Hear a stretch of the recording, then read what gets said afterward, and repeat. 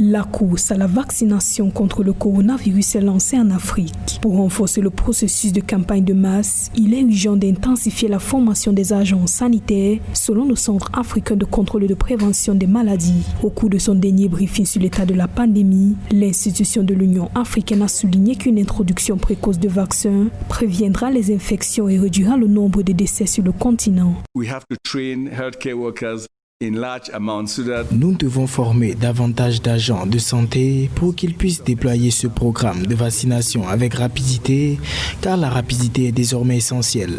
Nous n'avons pas de temps à perdre. Nos économies reculent, nos populations meurent. Les États membres sont appelés à l'action pour mobiliser leur système. Pour répondre à la pression que subissent actuellement les établissements de santé, Africa CDC prévoit de renforcer l'approvisionnement en oxygène. Ainsi, l'engagement communautaire et la volonté d'obtenir ces vaccins demeurent indispensables, estime l'institution sanitaire.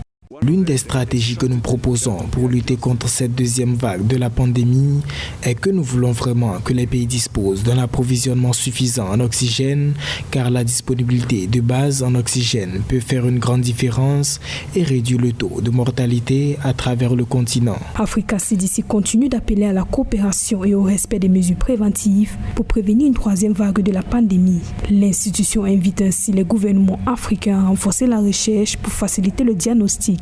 L'Afrique compte désormais plus de 2,4 millions de cas confirmés pour 2 millions de guérisons et 75 000 décès selon les derniers chiffres officiels.